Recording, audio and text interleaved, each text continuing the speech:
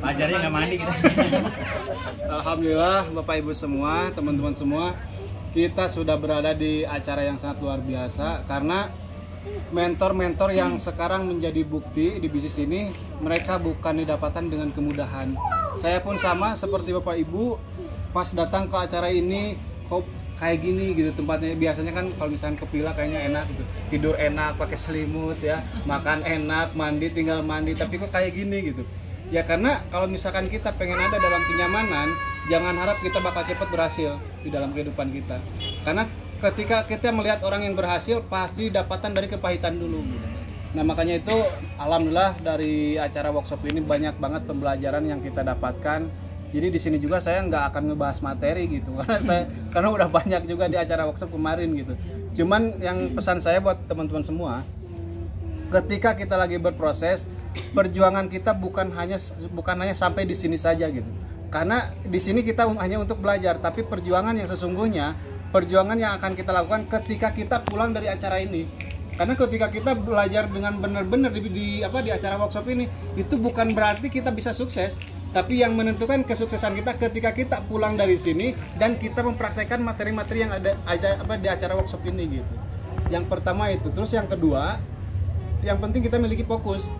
Apapun halangan, tantangan, rintangannya, meskipun fakta keadaan tidak mendukung, mau itu keluarga, mau itu teman, relasi dan lain sebagainya, yang penting fokus pada satu titik.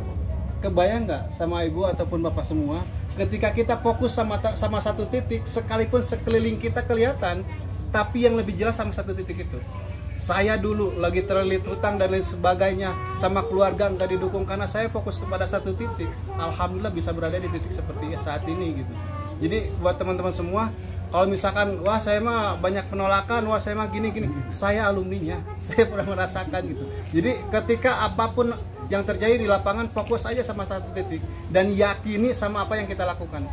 Dan bikinlah contoh kepada mitra-mitra, jangan sampai kita memikirkan gimana ya saya dapat mobil, gimana ya saya dapat motor, tapi pikirkanlah mitra-mitra yang di bawah kita. Karena kalau misalkan kita lebih mementingkan orang lain, maka insya Allah akan lebih mementingkan kita. Jadi terakhir dari saya, tanamkan pada diri kita, jalankan bisnis ini dengan untuk membantu sebanyak-banyaknya orang.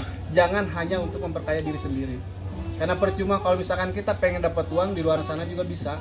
Kita pengen dapat mobil di luar sana juga bisa. Tapi ketika di bisnis ini, ketika kita bantu sebanyak-banyaknya orang yang tadinya punya hutang bisa kebantu, yang tadinya gak punya mobil jadi punya mobil. Dan insya Allah, karena Pajero gak akan mungkin dibawa mati.